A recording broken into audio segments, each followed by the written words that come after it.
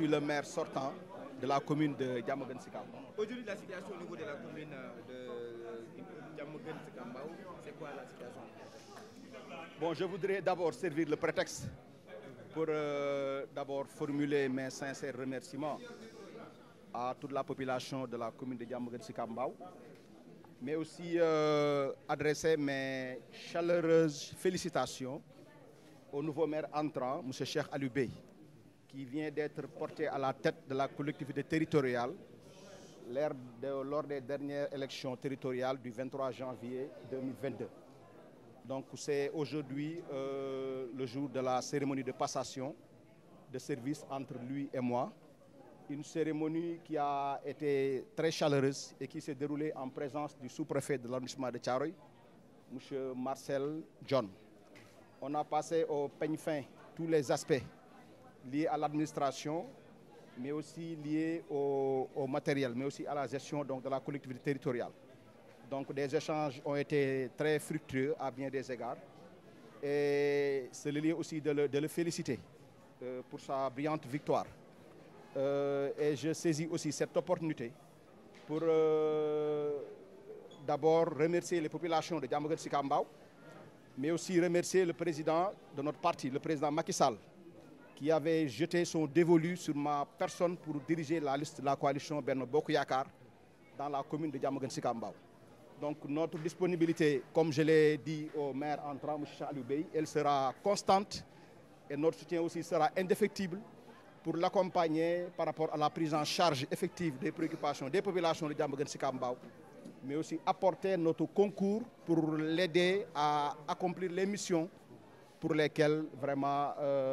la population l'a assigné. Donc globalement, c'est un sentiment de satisfaction aujourd'hui qui m'anime après être passé 7 ans et demi à la tête de la collectivité territoriale de Diamaguène Sicap Mbao. Donc aujourd'hui, comme je l'ai dit, le pouvoir il est temporel, le pouvoir n'est pas figé. Donc c'est avec un immense plaisir qu'on est là et véritablement on remercie toute la population et tous les militants d'avoir répondu vraiment à cet appel solennel.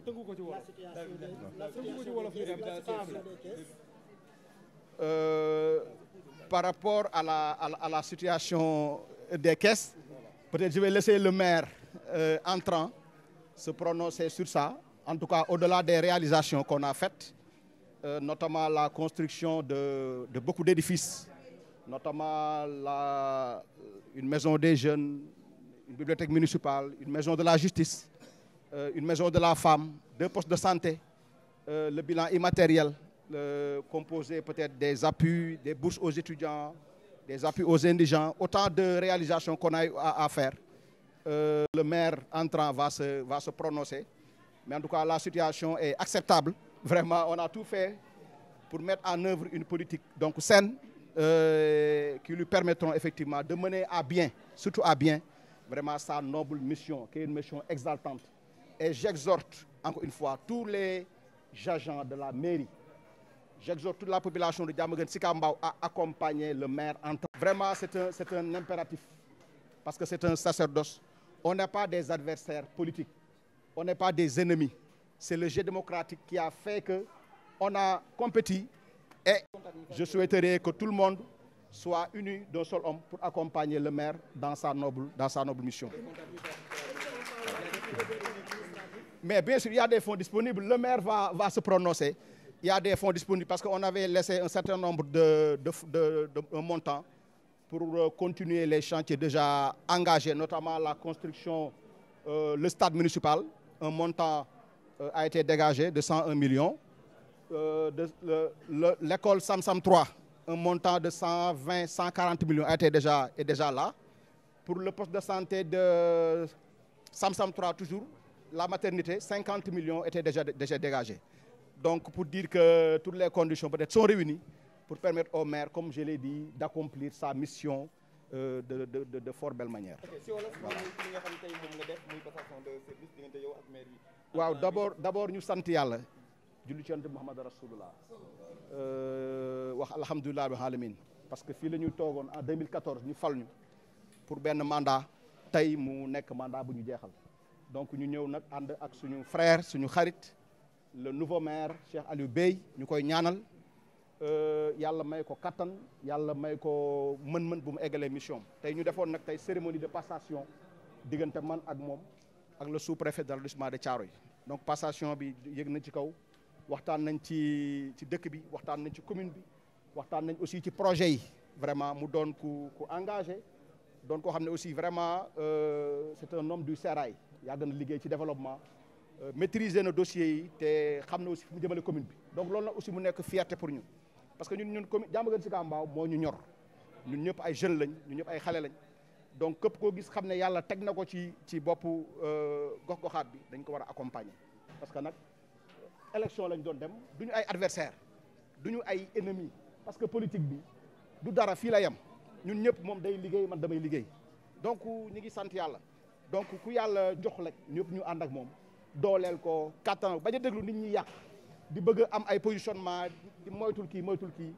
loolu amul solo ñëpp daal nañu ànd ak toute la population ñu ngi leen di wax ñu jàppale maire bi xam ne benn maire rek mënul lépp moi j'ai géré la mairie juróom-ñaari at ak xaaj mais metti na mairie foo ko natt rek metti na say moyen du bëri te ité yi dafay bëgg a pare benn aussi projet muy maternité aussi Sam-Sam 3 logement ak logement infirmier R+1 la boobu aussi ñu ngi koy tàmbali bi ci des mooy stade municipal bi lancé nañ marché bi appel d'offre bi am na ko gagné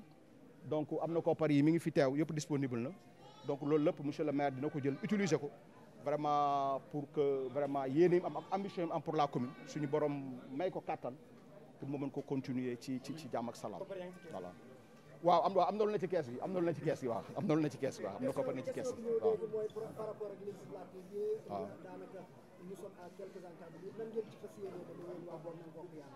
waaw Benno Bokk Yaakaar moom li ma wax léegi d'abord féliciter remercier le président Macky Sall moom mi nga xam ne moom mooy diriger coalition Benno Bokk Yaakaar bi nekk suñu kilifa ci wàllu politique. ñu bëri dañu doon politique législative du am génne na décret fixer la date des élections législatives au 31 juillet 2022.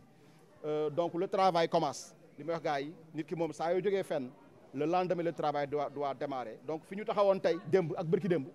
tey lañ ko gën a yokk pour yokk suñu taxawaay yokk suñu engagement pour mën a accompagner le président Macky Sall accompagner aussi les populations ci élection yu ñu jëm pour jox ko une victoire éclatante incha allah. Nous commençons par remercier déjà le maire sortant monsieur Coumba Ndoffène Fall du moins pour tout le travail qu'il a eu à faire. Nous remercions le bon Dieu, nous remercions aussi toutes les populations de Diamaguène Sicap Mbao pour avoir porté leur choix sur nous. Aujourd'hui, on était là dans une cérémonie protocolaire et de travail sur c'était un échange vraiment chaleureux et convivial. Donc nous rassurons vraiment toutes les populations que le maire Coumba Ndoffène Fall a répondu présent à l'activité qu'on devait faire aujourd'hui. A répondu présent dans le cadre où toutes les questions qu'on a eu à poser, on a eu des réponses. Tous les conseils qu'on a sollicités, on a eu sa contribution très positive. Et ce qu'on a envie de faire, on a partagé une partie avec lui et son équipe et ils ont aussi adhéré à ça. Donc ce qui veut dire qu'on va vers une continuité des services étatiques parce que nous sommes des agents de l'État. Il l'est et il l'a été encore plus en tant que maire. Je pense qu'il est aussi fils de Diamaguène Sicap Mbao. Il ne peut qu'avoir cette position de patriote qui vient quand son peuple a besoin de lui. Aujourd'hui, je pense que nous avons fait cette séance de travail sous la supervision du sous-préfet de l'arrondissement de Thiaroye. Et que ce qu'on a trouvé, c'est qu'aujourd'hui, il y a des projets en cours. Il y a le projet, il ne l'a pas dit, Pikine Irrégulier Sud, le projet PIS, qui a entamé des travaux dans le cadre de l'assainissement et qui est géré directement par l'État. Il y a le projet PACASEN, qui est sur Sam-Sam et sur le stade. On a ici des disponibilités au niveau financier, je pense qu'au niveau du budget. Et là où on le remercie plus, c'est qu'il n'a pas signé de contrat. Lorsqu'il savait que les élections allaient se faire en janvier, il n'a pas embauché d'autres personnes. Il n'a pas signé des contrats avec d'autres personnes, il n'a pas fait de décision avec d'autres personnes. Il nous a laissé la possibilité d'arriver et de réorganiser l'administration et de mobiliser du personnel pour faire ce travail. Ça vraiment, c'est de la grandeur. Nous le remercions au nom de toutes les populations de Diamaguène, Sicap Mbao, parce que c'est permettre la continuité du service en nous donnant les coups de franche pour pouvoir y aller. Sur le projet et le plan, je pense, de passation des marchés aussi, on a vu que seul ce qui a été prévu durant cette période a été entamé. Donc le budget est laissé en état. Nous avons vu l'état d'exécution, c'est encore très bon. Nous avons vu aussi dans le PACASEN les indicateurs qui ont été respectés au niveau de la commune. Donc vraiment, sur le plan du travail, sur le plan de ce qui a été fait comme gestion et sur lesquels, en tout cas, nous devons embrayer pour avancer, nous avons vu que ça a été bien fait. Et nous remercions lui et toute l'équipe, et l'équipe municipale qui était là. Comme j'ai dit, il y a 4 équipes municipales qui sont passées, nous sommes la 5e équipe, et nous ne devons pas faire moins que, c'est-à-dire maintenir cette relation, cette collaboration. Cette fois-ci, la commune a pris une décision de confier leur destinée à des jeunes. Donc peut-être ce qui se passait avant ne peut plus se faire. Donc la collaboration, on est obligé de le faire, de le poursuivre. On est obligé aussi, en tant que fils de Diamaguène Sicap Mbao, d'avoir les mêmes visions et les mêmes ambitions. Pour Diamaguène, peut-être c'est la manière de le faire qui peut différer. L'autre aspect aussi, on a un avenir. Tout le combat politique qu'il va mener, il va le mener juste pour permettre à Diamaguène d'aller devant. Au niveau de Benno Bokk Yakaar, tout le combat politique que je vais mener au niveau de PASTEF, je le ferai aussi pour que Diamaguène soit l'une des meilleures communes. Donc il n'y a pas une différence. D'ailleurs, avec l'équipe, moi j'ai intervenu ici en tant que partenaire au développement, étant dans une ONG à financer. Il m'avait facilité tout ce qui se faisait avec l'équipe. Les Ning sont là, les autres sont là, les Dramé. Donc c'est presque des frères, des personnes qu'on a connues. Nous, on ne connaît pas ailleurs que cette commune. Aujourd'hui, le défi, c'est vraiment de pousser encore plus fort. Parce que quand les populations décident de mettre du nouveau, ça veut dire qu'ils cherchent à avoir une vitesse. Et cette vitesse-là, nous pensons, avec l'appui, avec leur appui, l'équipe qui était là, 7 ans et demi, c'est quelque chose. Et nous qui venons d'arriver, faire en tout cas cette symbiose, appeler tous les autres fils de Diamaguène Sicap Mbao, pour leur dire qu'il n'y a que Diamaguène Sicap Mbao, notre parti, quand on parle de local. Et quand les locales terminent et que nous devons aller de l'avant, c'est toutes les populations, tous les fils de Diamaguène Sicap Mbao, qu'ils soient ici, ailleurs dans le Sénégal ou dans la diaspora, qui doivent s'y mettre pour qu'on y arrive. Le défi est énorme et nous devons y arriver. Et Inch'Allah, je pense qu'on va y arriver. Vous avez toujours santé la transparence. Est-ce qu'on peut savoir le montant disponible actuellement de la commune de Diamaguène? Bon, comme il dit, c'est des montants des projets. Si c'est le stade, c'est 101 millions. Si c'est l'école, on a enclenché, c'est 120 millions. Il y a des paiements qui ont été faits, il y a d'autres qui restent à être complétés. Si c'est sur le budget aussi, c'est les rentrées des fonds, qui est parfois des restants des budgets de 2021 qui sont référés dans le budget, ou soit c'est des montants qui sont recouvrés par le percepteur. Donc on ne peut pas dire à l'étape actuelle, peut-être que des entrées d'argent ont été faites. Donc en matière de gestion de collectivité territoriale, tu ne peux pas dire au moment T, il y a un budget T qu'on a laissé. Mais tu peux dire que le montant qu'on a trouvé sur place et les projets qui sont en cours et le niveau d'exécution est assez acceptable et peut permettre à l'équipe qui vient d'arriver, en tout cas, d'embrayer et d'avancer. On n'aura pas d'obstacle, en tout cas, dans ce cadre, dans le cadre de la mise en œuvre du recrutement du personnel qui n'est pas permanent, en même temps aussi dans la mise en œuvre des activités qui se feront. Ces projets-là, c'est des projets qui nous tenaient à cœur, qu'ils avaient démarré. Et aujourd'hui, la présentation qu'ils nous ont fait, en tout cas, nous satisfait. Je pense que c'est ça qu'on espérait, en tout cas en tant que jeunes, ayant la destinée d'une commune. On a un avenir devant nous, nous ne pouvons pas faire autrement. Et vraiment, nous le remercions par sa grandeur, par l'ouverture et surtout par sa générosité. Le parc des beaucoup ruminants aussi, la modernisation, depuis longtemps jusqu'à présent. Oui, on en a discuté. Lui-même, avec le préfet, déjà avait un projet autour de ça. Je pense que les acteurs qui sont dans ce parc-là avaient déjà un projet pour que, en tout cas, la façade de Diamaguène Sicap Mbao soit attrayante, accessible et peut-être sécure. Je pense que ce projet-là, je lui ai dit, on va poursuivre ce projet, on va continuer les réflexions et nous allons faire tout dans la concertation. On parle de Bokk Momel, c'est-à-dire tout doit se faire dans la concertation. on n'est pas là comme des policiers, on est là comme des facilitateurs pour permettre en tout cas aux communautés d'avoir ce qu'ils veulent, mais aussi aux opérateurs économiques qui sont au niveau de la commune d'avoir ce qu'ils attendent, en tout cas de nous en termes d'accompagnement, mais aussi en termes d'exercice. Donc les mauvaises pratiques en termes d'occupation d'espace, c'était une préoccupation pour lui, c'est aussi une préoccupation pour nous. Je pense que le sous-préfet aussi, c'était une préoccupation pour lui. Nous allons aller dans le cadre de ce projet. Quand il le juge bien, ça veut dire que déjà, et que le préfet le juge bien, moi je ne peux pas avoir une idée contraire. Nous allons poursuivre pour aménager en tout cas cette devanture et permettre à toutes les activités de se passer, mais dans des portions assez réglementées et organisées, Inch'Allah. Parce que soo def tey yaa ngi xam doon na ko commune boo xam ne tey def na la ko dox na la dossier yi côté nga ko situation bi dala waaw situation bi ni mu demee comme ni ñu ko waxee dañuy sant yàlla bu baax a baax a baax di sant yàlla